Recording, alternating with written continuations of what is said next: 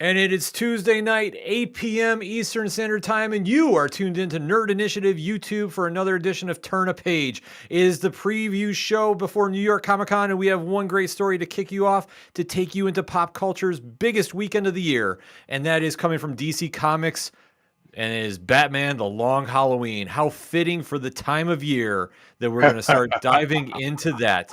So sit back, relax, grab a beverage, make yourself comfy, and get ready to turn a page.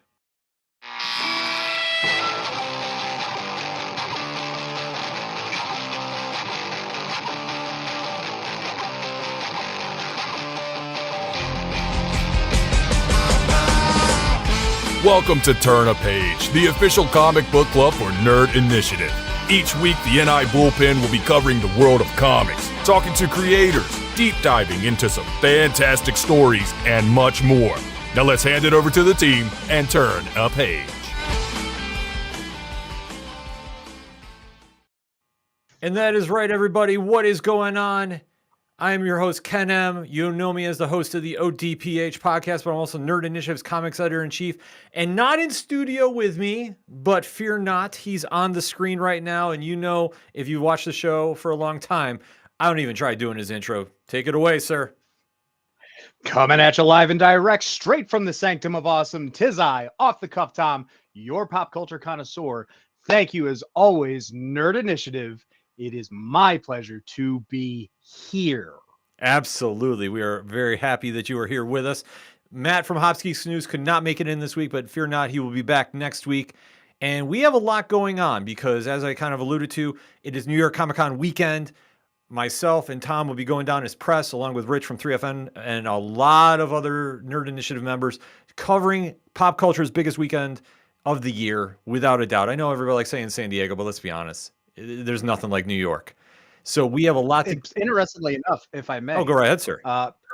Per capita, New York brings in more people than San Diego, just based on size alone. I fully believe that because every year it's grown bigger and bigger, and now going into its 17th year, if I'm doing my math right. It's going to be one of the biggest years yet. I hope you have checked out the Fandoms episode on the Nerd Initiative YouTube channel where we gave a preview of what to expect. And there's also blogs popping up on the website too. So if you need one, the Letters to the Editor #2 New York Comic Con, Here We Come. That is up there right now. It gives you a kind of a top 10 list of what you should bring and what you look forward to. Plus, you also have the top 5 panels of the comic weekend. But if you listen to the new ODPH episode right now, there was a couple late-breaking stories going on with that. So if you want to find out everything going on with that, I got to do the shameless plug. Click on that QR code and check out the latest entertainment edition because we are breaking down a lot that is going on New York Comic Con weekend. But before we because reasons. Yes, because reasons. But before we get there, we are in the middle of Halloween season. And we like to dive into some more scary stories, if you will. We like to take the deep dive and really kind of celebrate all that's Halloween. And this week's edition, we thought we'd go to one of the most iconic Halloween stories of all time. Albeit, though, it's not exactly a horror story. It's more of a murder mystery. And man, is it a great one. Tom, what are we talking about this week? We are talking Jeph Loeb and Tim Sale's Batman: The Long Halloween. This miniseries originally started in 1996 and ran all the way to 1997. There are some amazing graphics, and still to this day, you can see a lot of the influences from these characters in other Batman medium. As a matter of fact, anybody who played the Arkham games, you'll definitely know that you were able to unlock a lot of these gorgeous videos. Yes, absolutely. The impact that this story made at the time really kind of revolutionized the murder mystery genre for comic book fans because we had always known the Caped Crusader as one of the greatest detectives in the history of comics. But this was one that we got to see a different side to him and really got to see what he was made of. It was almost in the same mind frame of Year One.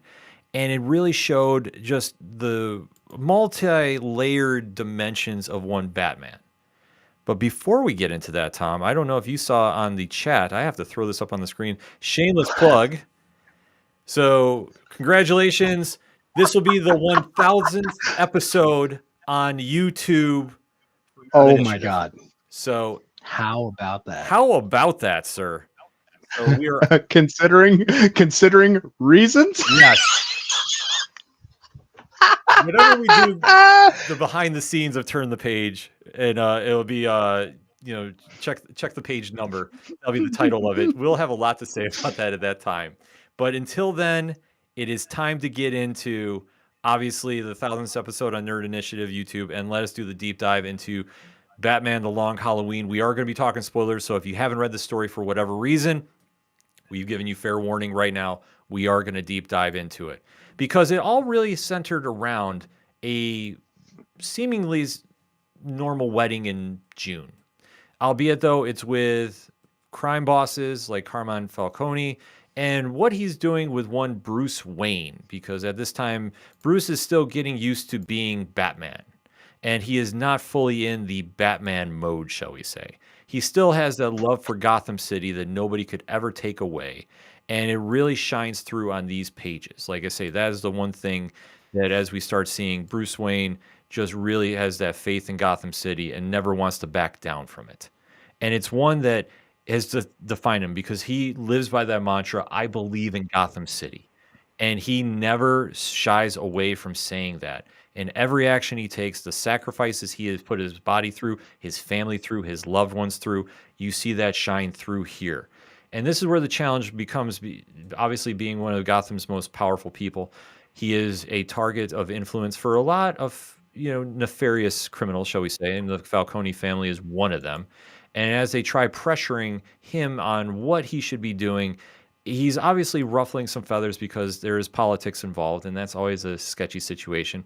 So, Tom, as you're watching this unfold, like, what is going through your mind? First thing is first, seeing where we have Batman at in his life and Bruce's life at that. Seeing how prevalent Carmine Falcone is just right there and trying to sink his claws really into Bruce so early, trying to play this long con idea. Was really interesting.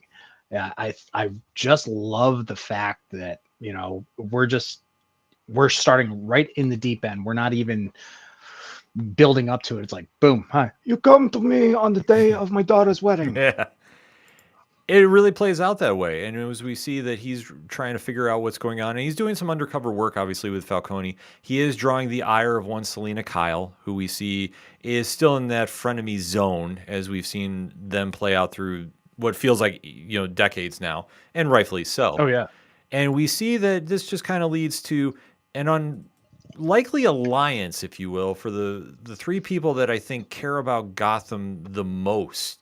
And it's kind of shocking to think that one character really cared about Gotham to this level, but we really see the tragic story of Harvey Dent, who later turns out to be Two-Face. But you see that he is just Bruce's equal about how passionate he is about Gotham. And he wants Gotham to be a better place. And as the third part of the trilogy there, or the Trinity rather, it's Jim Gordon, who's not Captain. Right? He's not Commissioner Gordon. He's Captain at this point. So they are starting to figure out the game plan that they need to take Falcone down. And they form a very unique pact that they're not going to break the law, but they're going to push the levels to get the job done because Falcone needs to be ended the right way, not the wrong way. So, Tom, when you're seeing this play out, like, what is going through your mind? I can understand... Out of the three characters, I can see where Bruce would be willing to bend the law. Mm-hmm. I can see that a young, brash Jim Gordon would be okay bending, again, the law, which I really fully believe that that's where we get the old grizzled Commissioner Gordon, with regret later down the line in other books. But, this is set up the payer, to down there. But I think Harvey Dent it's like I've said in how many other episodes, you think about it, the road to hell is paved in good intentions. And Harvey is the heaviest intention of them all. I would have to say, I think he's arguably the most tragic rogue in all of Batman's gallery. And that is saying something with how deep that is. You have to think about, maybe Mr. Freeze is up there too. But That's mine. But, you think about the personal connection to Bruce and how much it pains Oh him yeah. with every action he's had to do because he knows there is good inside Harvey. And this story really exemplifies that as you walk through the year one time frame, you're seeing this play out.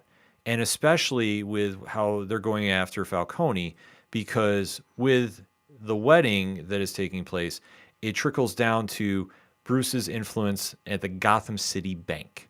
And you see that it does force somebody that is on the Falcone payroll, Richard Daniel, to come in the line of fire.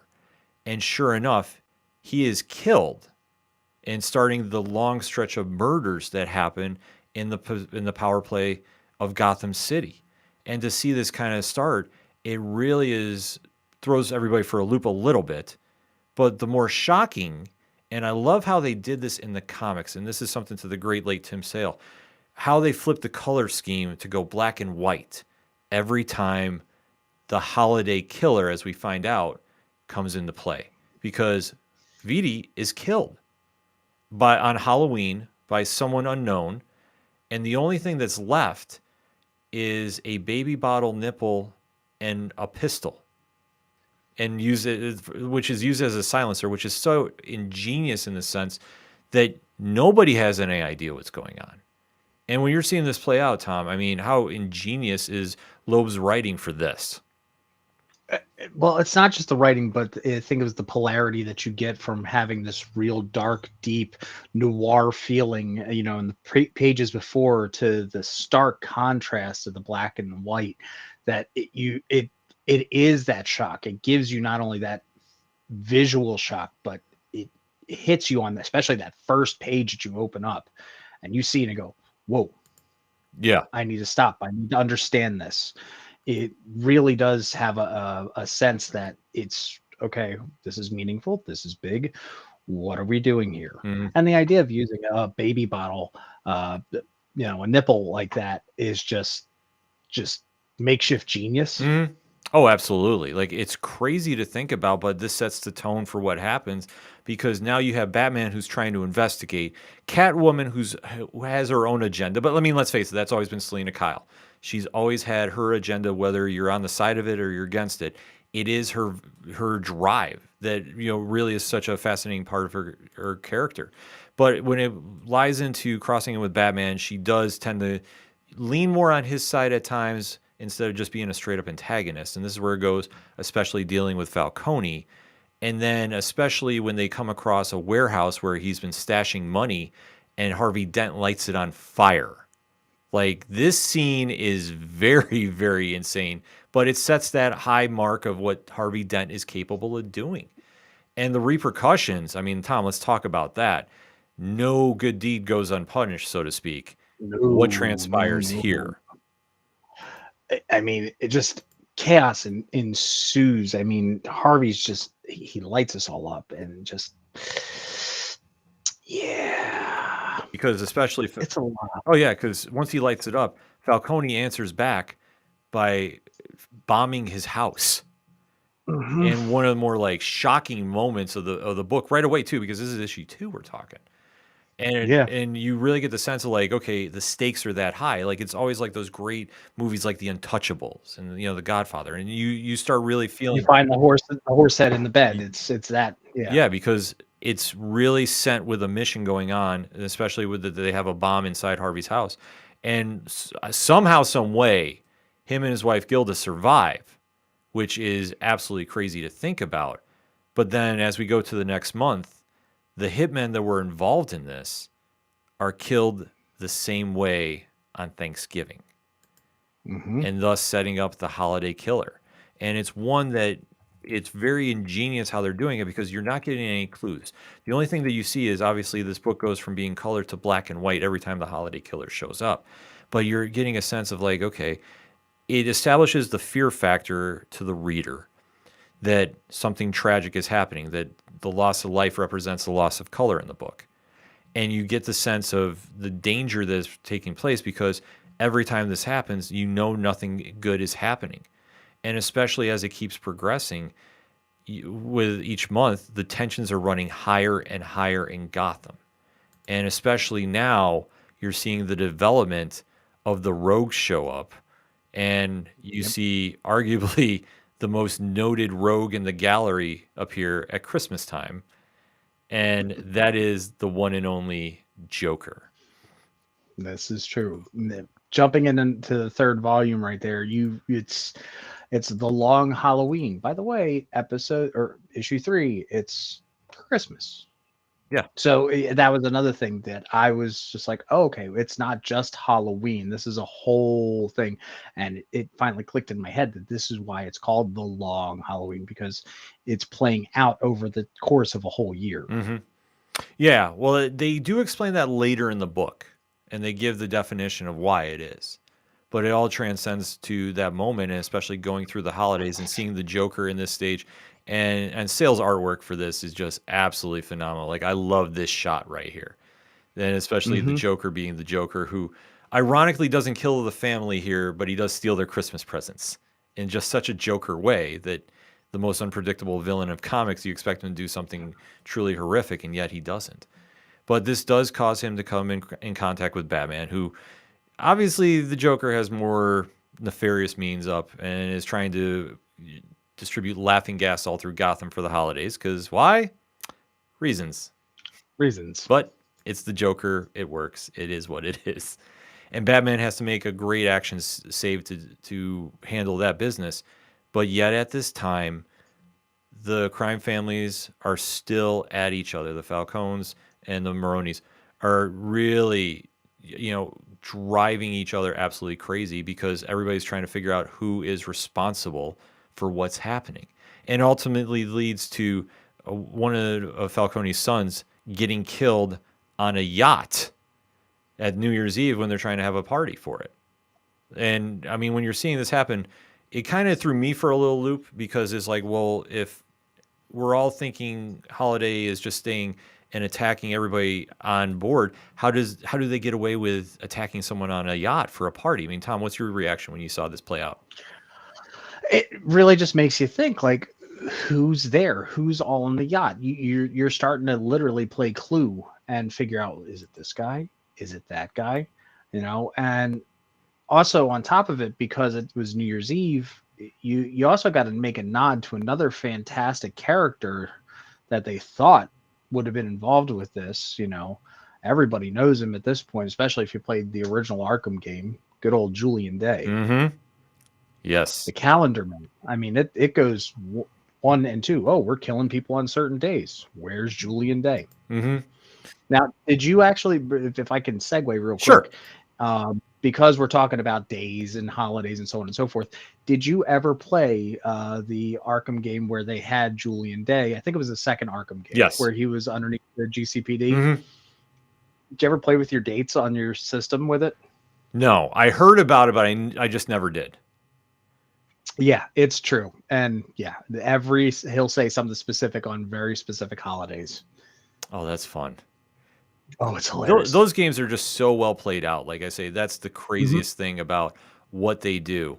And it ties back, like, the influence that this series has on that game especially. Oh, yeah. It's undeniable, especially going into the new year with the story. And you see just everybody between the Falcones and the Maronis are absolutely just at each other's throats.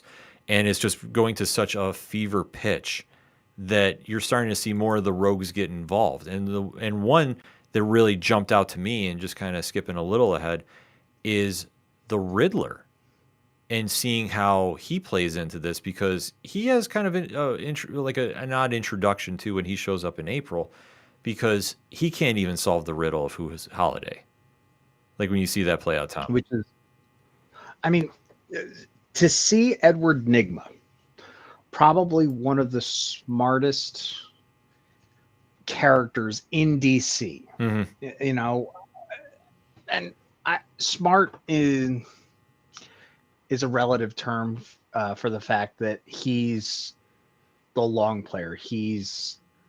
But he'll make the nod to something, but that's so infinitesimally small and obscure, but it makes sense when you finally get it. To see that he himself is just in the state of confusion is wonderful. Oh yeah.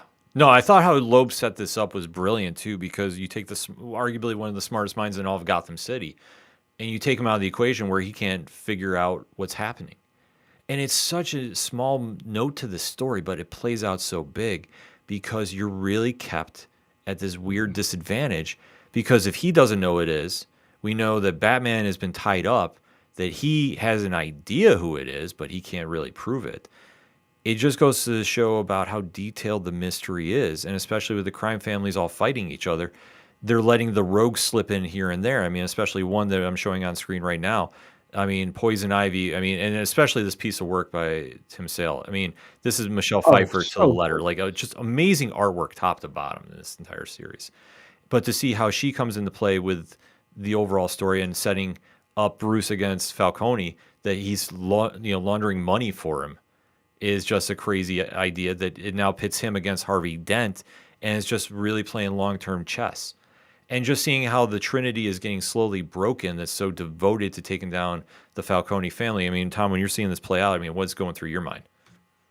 I'm just waiting and waiting and waiting to get to the next page, especially seeing how, Ivy's here on this page. How does she equate into it, and how she is with Bruce, and how Bruce gets poisoned, and this whole, we know Poison Ivy usually, when we don't go like to the really big superpowered Mhm. end of her. We know her as a chemist who can manipulate things, but to see this version and aspect of her is where we've gotten that inspiration to nowadays, like the full on Mother Earth, Gaia. I'm gonna throw every single vine at you.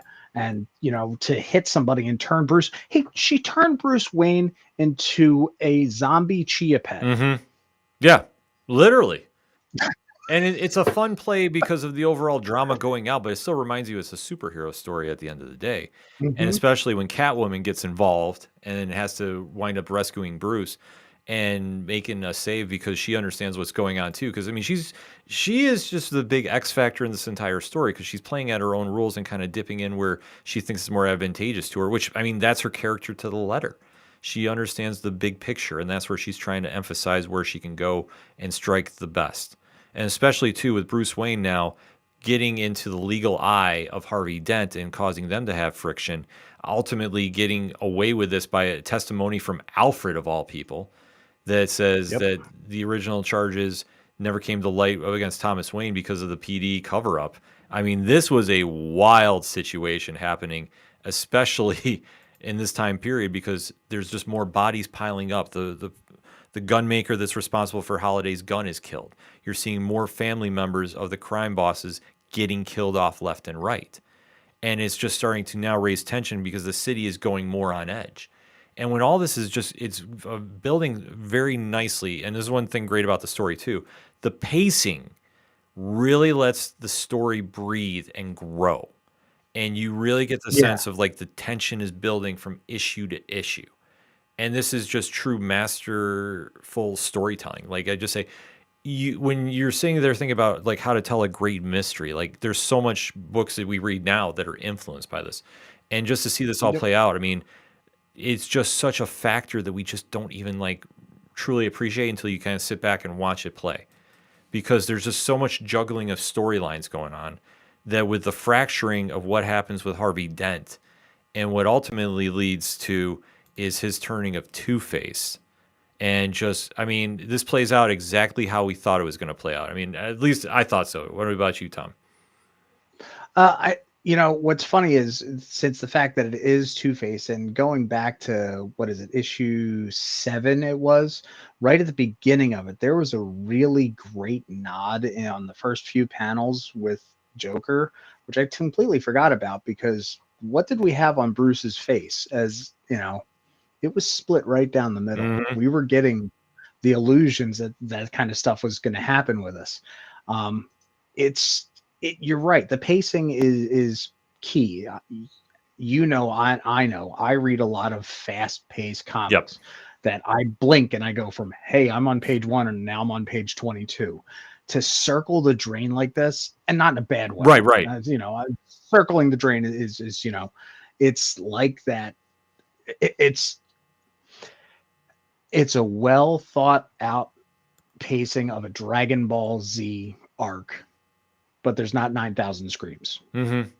You know what I mean? Oh, absolutely. It's a terrible analogy. No, but it works though, because that's the one thing, is just everything is set up for the slow burn. And that's how it plays out. I mean, for being a 13-issue series, you really have to keep the audience captivated because it's not coming out bi-weekly, it's coming out monthly.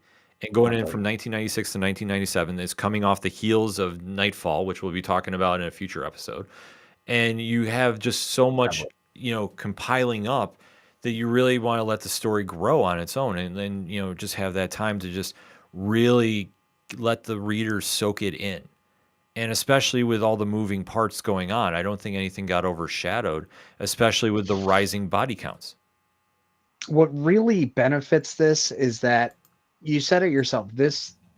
What we got out of this series is what still influences things today. And I think it's a credit to itself that this was the precedent. This is the idea on how to do that long run book.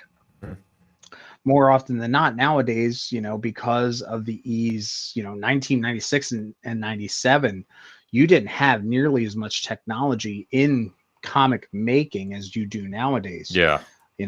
This is all hand done. This is all hand inked, hand penned, hand, letters, everything. It's not like it is nowadays where you put in Comic Sans and you're good to go. Mm-hmm. No, this is one that takes time to do, and you can definitely tell it's a labor of love. And especially just with the artwork you see, I mean, with Sale just setting up the mood and really capturing the tension in the room of what is unfolding, because you're having the crime war happen between the families. Batman and the citizens of Gotham are caught in the middle, and then you have the rogues that are sprinkled out throughout. And every holiday, we're having something happen, especially it's building up with Harvey Dent, who's, ready to become a father. And now a situation happens where it's like his livelihood is in danger, and constantly for trying to do the right thing. And then ultimately he is set up by Maroni's rather. And then his trusted assistant is the one that hands off acid to be thrown in his face. And when Vernon does this, it's just it's a crucial moment in the book, because you think that Harvey has an ally and he really doesn't have any friends in this. And except for Bruce, who can't do anything about it because he's laying low. But when the moment happens that he gets the acid thrown in his face, everything changes for the story. I mean, would you say that was a game-changing moment? It was a physical manifestation of his psychotic break. Yep. And they played it perfectly, because with beautifully. Oh yeah, because with everything he's been trying to hold in, and everything he's been, repressing his anger for what's happening, and he wants to do the best thing.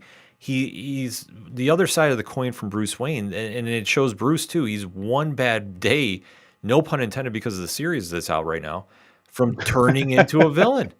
And this shows him this is what could happen, because Harvey's has so many good intentions. Like you talked about, the road to hell is paved with good intentions. And that's one thing we see with him, is that, he's trying to do the right thing, and the Maronis take his livelihood away from him. And once they burn his face, everything changes for him. And this is a situation that he winds up taking off. He leaves the hospital after his face is gone. He meets up with Solomon Grundy, of all people, who is just lurking beneath the surface. And you see that kind of weird friendship going, which, I mean, describe that for us, Tom. Again, a lot of people know, I know the characters, I don't know the arcs. Mm-hmm. So when I think Solomon Grundy, I always think the lovable Fred Tatasciore version of him. Okay. the cartoon version. Yeah. And just to see Grundy like this is fantastic. And to see him, what's the word I'm looking for? I'm looking for a word here. Seems like this is very shocking. To commiserate. Okay. Yeah. Yeah, I mean, it is, because to see him done, and we've seen it in many interpretations of him, to see that kind of weird bonding of, we're like, they're the normal ones, everybody else is the freaks. And it's kind of happens where Dent accepts his future, but he's now really bought into, his tendencies he's been trying to repress. So as he goes and is making his plans, it's decided that, Captain Gordon is thinking that maybe Dent was Holiday all the time, but Batman is still saying no way it is. And then when we start going after more of the family members are getting killed off left and right, we do get the emergence of who we think is Holiday. And it turns out to be Alberto Falcone. Mm-hmm. And when this happens, Tom, I mean, we talk about the different family members getting killed left and right. What is going through your mind that we finally have the reveal? Because did you think it was real? Because remember, he did fake his own death, too, which was a very interesting plot point that happened. I think it was a really great idea to, do this little bait and switch that we got out of it. His design, that nice skinny face it's cynical. It's conniving. It's exactly what you want out of a good red herring. Mm-hmm. Oh, absolutely. I thought so too. Because the one thing that this book did, and I mean, we'll talk about when we give our points about the good and the bad, they did the fake outs very, very well in this. Mm-hmm. And I thought when we first saw it was Falcone, who was really, let's face it, a throwaway character for the most part, to turn out to be the big villain, I was like, no, this doesn't make sense. Because we've already had one big fake out. I was expecting a mask to come off and it'd be somebody else. But sure enough, it turned out to be him, who just had the grudge against his father and for being the forgotten son. And it's kind of an interesting dynamic that plays out. But little did he know what he was causing here in his own twisted version of justice. He unleashed the evil known as Two-Face onto Gotham. And we have one of the more iconic stories as we go a full year round, and they explain this is the Long Halloween because it's the hell they've been living in. That Two-Face is here, and he frees Arkham Asylum of everybody. And we're talking the entire Rogues Gallery. When you see when you see that entire photo, and like I say, I wish I had it on screen right now, it doesn't do justice to the impact that moment has. Because now you see Harvey Dent is no more. There is just Two-Face. And surrounded by the rogues, even Catwoman. What is going through your mind when you're seeing this? He's now turned into who he's always despised. Shit. Yeah. Plain and simple. Just to see that on a page of all this roguishness. Mm-hmm. There's a new word for you tonight. To see that he's no longer there, like which part of his face is who he is now. Mm-hmm. Is the messed up side him? Is where's the mask? Who is the mask? It's really, really heavy and intense, to be honest. Oh, absolutely. I think the one area that you have to really think about with this is much like Bruce Wayne and Batman, and who really wears the mask. The same can be said for Harvey Dent. And was the Harvey Dent persona the mask the entire time? But now we see the true fruition come in where he is allowing fate to take hold. And you see that he does get his revenge on his disloyal assistant, Vernon. And you see that Carmine Falcone, the head of the family, the first untouchable, so to speak, is killed. Mm-hmm. And this, even though Batman tries redeeming him, this doesn't happen. And even when Falcone's daughter tries getting involved, she winds up slipping out of the grasp of Catwoman off a ledge, and she dies in a struggle. Yep. So now Dent has come to peace with what he's done, which is really crazy to think about. And he basically turns himself in and says, go ahead. The one weird thing that I we talked about every single time that there was a death, when Catwoman and the daughter were tussling, is one thing, but the actual panel where she's and taking the long Halloween nosedive, It's in color. Yes, but I think they did that because they wanted to make sure it wasn't the holiday killer. Okay. That's where I Okay. took that No. from, because it was a situation that they really wanted to give the holiday killer that much more of a a terror feel than when you saw Yep. the change in scenery. That's what That happened. polarizing effect. Yeah, I mean, this one was just a casualty of just the crime life, and sure enough, as you see it play out, that Catwoman gets away, and you see that Captain Gordon is still very confused of what's going on, because Two-Face is just confessing that he goes, yeah, there was 2 holiday killers the entire time. And Alberto has confessed to what he's done, and Two-Face is not really being honest about what he's thinking too, because he is saying, yeah, I'm taking full blame for this. I really am. Because over a calendar year, there's just nothing but a body count and body count and body count of many members of the Maroni and the Falcone family. So Batman is still trying to grasp for straws that his friend is still in there, but really he's not. So when he goes to Arkham, it's really an interesting setup that they can do.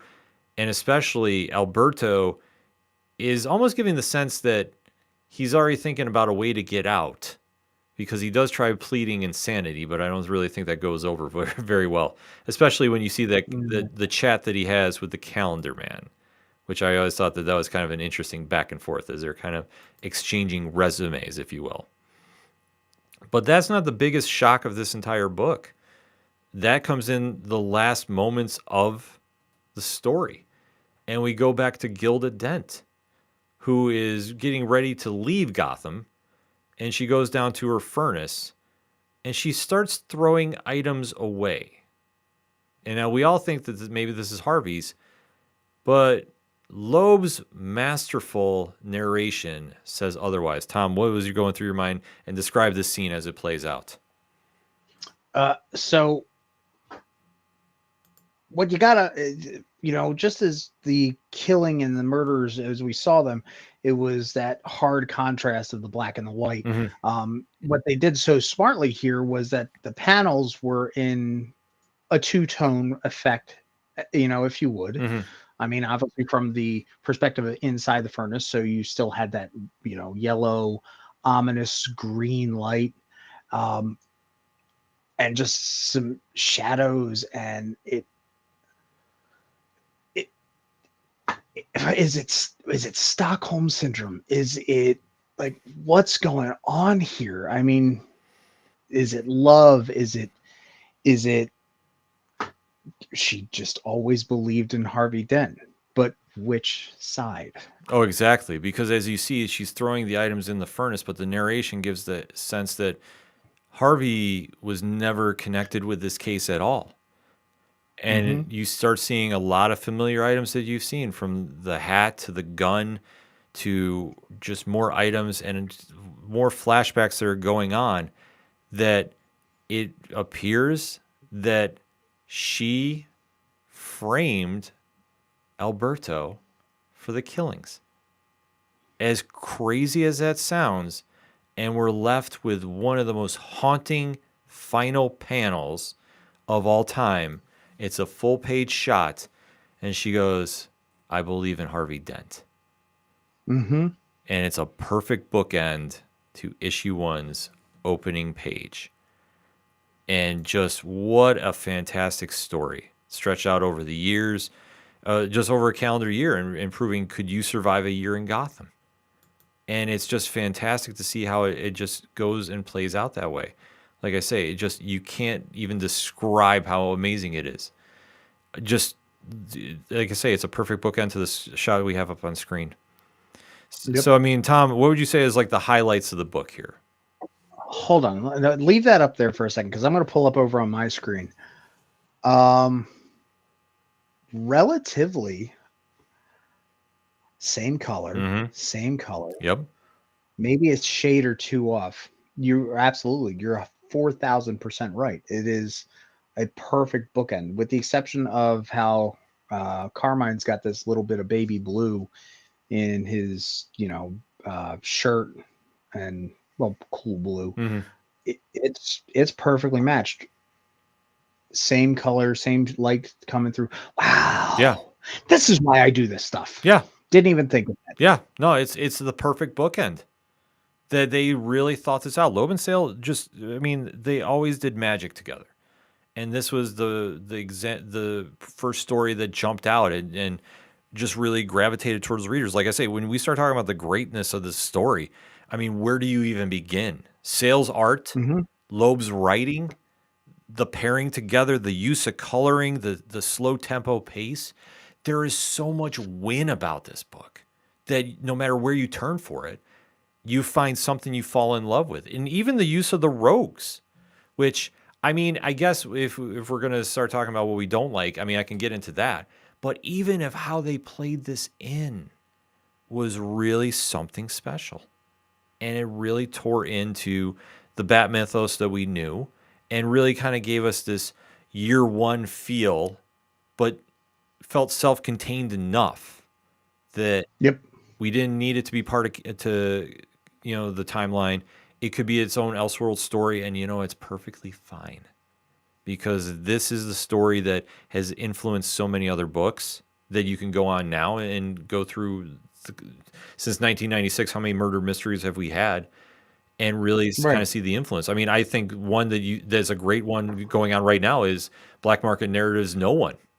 And that's very modernized from what this is, but still you can kind of see the influence play out as it goes forth. Like there's just so much win about this. I mean, let's go right to what we didn't like about this, Tom. Is there anything that really jumped out to you that you didn't like, or you want to talk about more of what you did like? I mean, what I didn't like is, yes, it's a double-edged sword here. Mm-hmm. I like the fact that the inclusion of the rogues. Do not get me wrong. Mm-hmm. At the same time, the story could have stood on its own 2 feet without them. They were nice devices, but they could also have been divisive. Mm-hmm. Does that make sense? Yeah. It makes perfect sense to me. Like I say, the rogues are a nice addition when it makes sense and it doesn't feel forced. Like I think Catwoman is a perfect addition to this. I thought the Joker makes sense, but it's the Joker. So you can play him anywhere you need to. The Solomon Grundy thing I thought was a very interesting choice, but I don't think it was one I was really predicting. I thought maybe if they went with Killer Croc, that might have been, you could do that and it would make a little more sense. Because I don't associate Solomon Grundy that much with Batman, but that's just me. To that kind of level. Like, I mean, he's there, but I don't really connect there to point A to point B there. But I think for how they used the rogues, I thought was good for the most part, but I think some were a stretch. And I think that you honestly did not need that many to really play off it here and there, but I think to do one each month is a challenge, and I thought they pulled it off very well for the most part. Like, I don't take any style points away, I should say. No, I mean, I would have liked to see maybe Bookworm. Bookworm would have been great. Kite Man. No. Kite Man is good everywhere. No. I know you're tall enough. You could pull off a Kite Man cosplay. Just saying. If I cosplay, you never say never, but I'm saying not that one. That's too bulky to walk around New York Comic Con with. But no, but go right. I'm sorry. Like I said, it was a good way to keep things going, to have the rogues in there. Mm-hmm. The story stood well enough on its own. Again, like I said, they were a plot device, but they were also on the flip divisive. It's just, I'm not knocking it, but I'm not saying it was great. It's good for what it was. Mm-hmm. Because reasons. Yeah, no, that makes sense. Like I say, there's very little I personally thought there was something wrong with this. I think that this is probably as close to a perfect murder mystery as you can get. I think that the pacing really sold it. It kept everybody guessing. I mean, the only thing that would throw some people off, but this is minor, is not knowing the extended family. there's a lot of moving parts about the body counts rising. Like you knew enough, but not enough to have that emotional impact of, oh, they're Yeah. killed. And I think that had they maybe established that a little better, it would have done something. But honestly, it didn't take anything away from me. Like I think this story is just about as damn near perfect as you can get. So that being said, I threw the question up on the screen and definitely want to see it pop in the chat. Tom, what is your grade on The Long Halloween?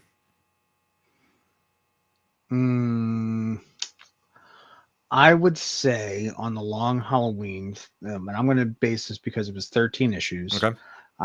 I will give it a 10 out of 13. Okay. That is fair. For me, I look at this as arguably this is up there in one of the greatest Batman stories of all time. No question about that. Jeph Loeb's writing paired with the late Tim Sale's artwork is just magical. And if you don't understand it after reading of just a few pages of what they do here, I don't know how else to tell you just the magic you're seeing unfold, because they set up the mood, they set up the energy, they set up the scenes just so perfectly and just build that drama up.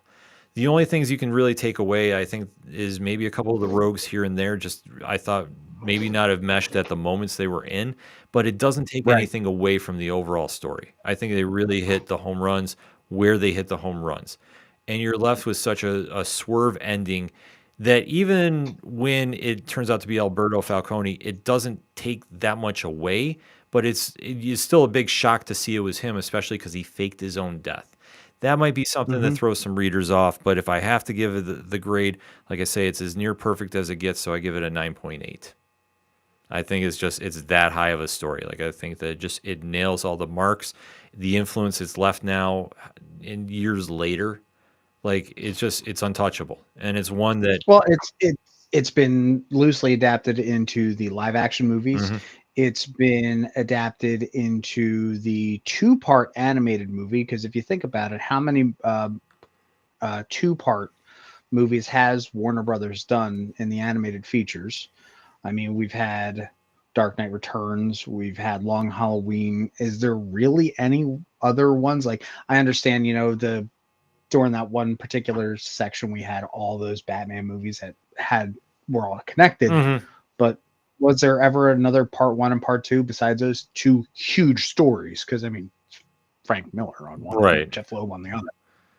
Yeah, no, I don't think so. I think it's so influential on what it does, and like I say, it's one that you could still pick up now, and if it still hits, like it Still holds doesn't up. feel dated. Absolutely. No, not at all. Yeah. It is definitely one that can transcend. It is, yeah.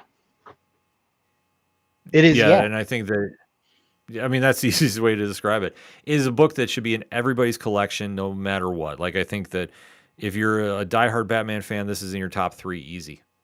And if you're not a Batman fan, this is definitely in that top 25 conversation of all time.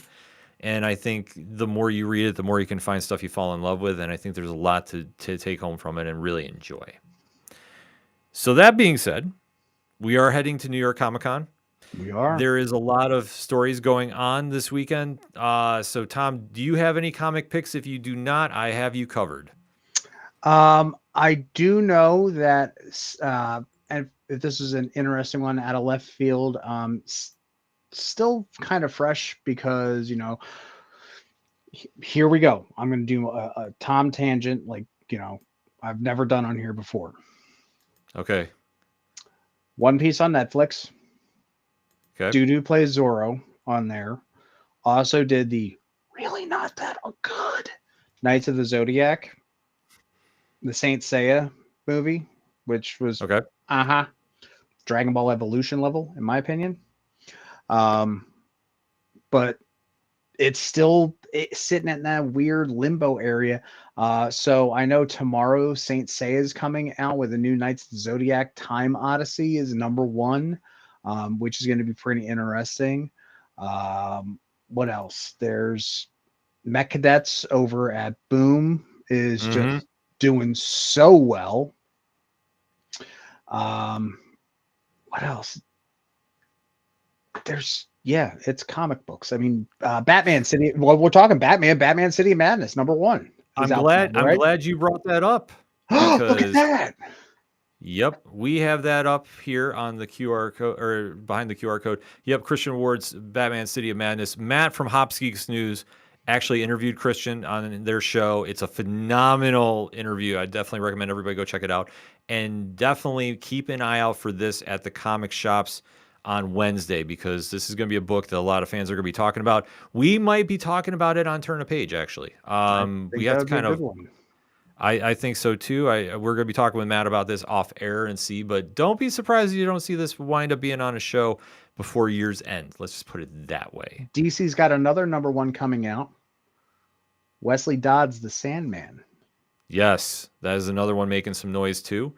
Also for me, I got to plug this one since we are talking Batman. There Yes. is a brand new Batman and Robin series out by Joshua Williamson and Simone Di Maio. Phenomenal story, and especially too under the Dawn of DC banner. If you haven't checked out a lot of the DC books under that banner, it's a back to basics in my opinion. Reminds you why these superheroes really matter on this level, why they stand out, why we as readers fall in love with them. And what Williamson is doing with this book is really tying in the father and son bond and really playing that up. And it's not connected, it's loosely connected to the Gotham War, but its own self contained story. So that is something too. If you want to get into the series, I highly recommend this. DiMaio's art is just absolutely insane. I love this book. I think there's so much win about it, and it's just getting started. And there's a lot of stuff happening with this that, I'm just going to say, you definitely want to keep your eyes out for moving forward with this series because I think that we have the emergence of a possible new Rogue. Just putting that out there. That's just my overall opinion. Bah, bah, Another bah. another book though that I'm talking about and I can't stop screaming about. This is out on Comixology Originals. It is By a Thread by Scott Snyder and his son Jack Snyder. They're co-writers with Valerie Facosia. And Valerie's artwork is just amazing. Valerie is just absolutely killing it on this. And this book is out on Comixology Originals. Definitely run over there and check it out. It is absolutely mind-blowing of what you're going to see here with this book. Like I tell you, it's just absolutely insane. So I give it a highest possible recommendation this week. I think this one is definitely going to stand out to you. And then coming from Marvel Comics, and this book definitely is one that I think everybody needs to have in their collection.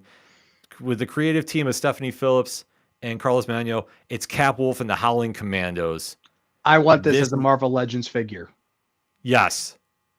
Just hearing that creative team on this is just amazing. So I definitely think everybody needs to go pick this up when it drops.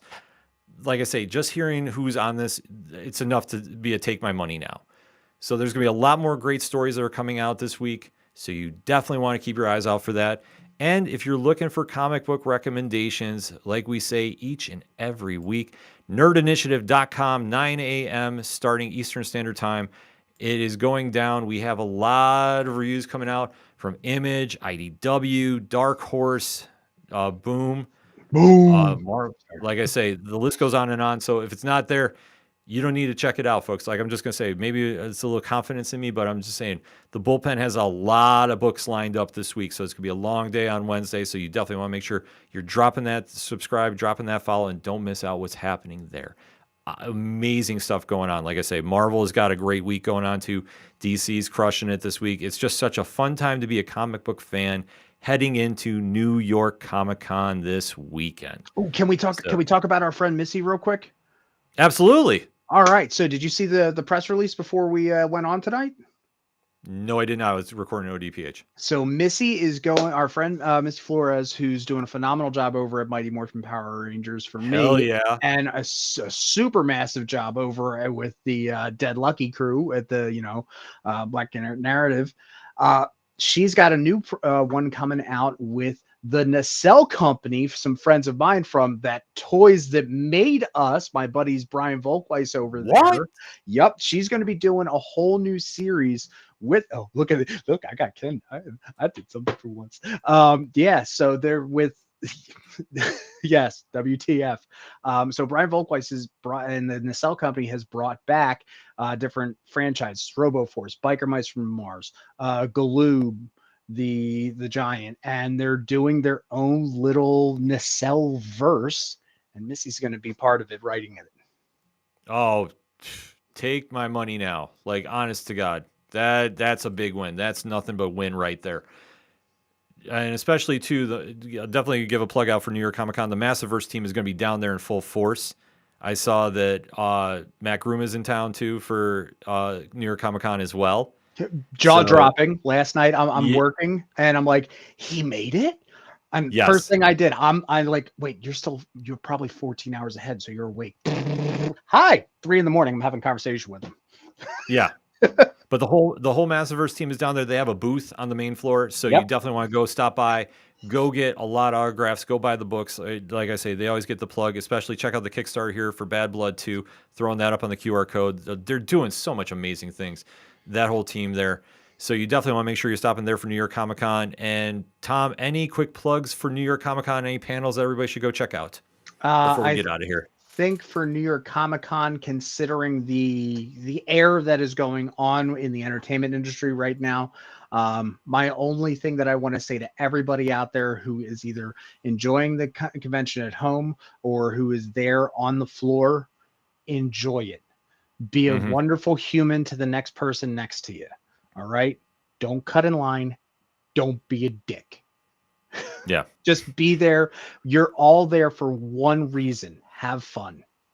Exactly. That's the one thing to take away. No matter what your fandom is, say it loud and say it proud, because this is the event to go and celebrate with fellow fans. Be respectful, be in the moment, make those memories. There's so many great panels going on, and it really doesn't matter what your fandom is. There's something for everybody there. If we have to give one plug, though, well, that would be Nerd Initiative is having a panel Saturday night, 6 p.m. with John Calleone, doing a little cosplay makeup action. So the team is going to be down there at the Javits, and there's a lot of fun things happening for that. So we definitely want to give that shameless plug. We'll be in attendance for that too. I don't know. They're not doing me because, no, this is a face for radio. We don't need to fix this. No. And I am not doing it either, but we'll see who is. And that's one thing you'll have to come down. They'll definitely be making some noise about that as well. And it's just going to be such a fun time this year to talk about it and make it happen.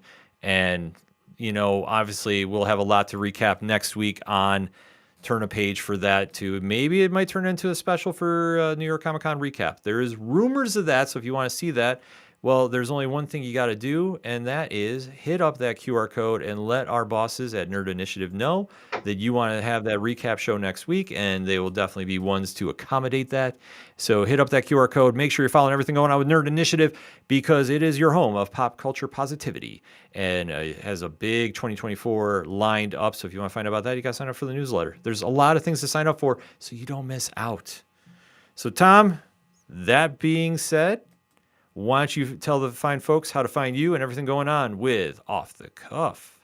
So as always, folks, I am your pop culture connoisseur. I am here for you. You are here for me, and we're going to have this great thing going. I am right here. You can check out that QR code, see all the stuff I've been up to, all the things that I do. I cannot wait to see what the new year and new opportunities and Nerd Initiative is going to do. And it's just going to be Excelsior. Well said, sir. If you want to find out what's going on, enough said indeed. If you want to find out what's going on with me and everybody at the ODPH Simple, you click on the QR code, odphpodcast.com, and definitely we have a lot to say. New episode just dropped, and we're talking everything New York Comic Con, as well as more comic news, a lot of other things going on too. So you definitely want to drop that. But like we say, most importantly, make sure you drop that code for Nerd Initiative. Sign up, drop that subscribe button on the YouTube channel so you don't miss any of the content that's going on here. There's a lot of programming coming on the way. Wrestling Night Live for the wrestling fans too. Definitely got to give a shout out to Rich and the team there. A lot of great things to look forward to. So that being said, as we like to end each and every edition of Turn a Page, when you're at the comic shop and you have a great issue in your hand and you see somebody struggling to go find something, well, there's only one simple solution to do. Hand it off to them. Tell them turn a page. We'll see you next time.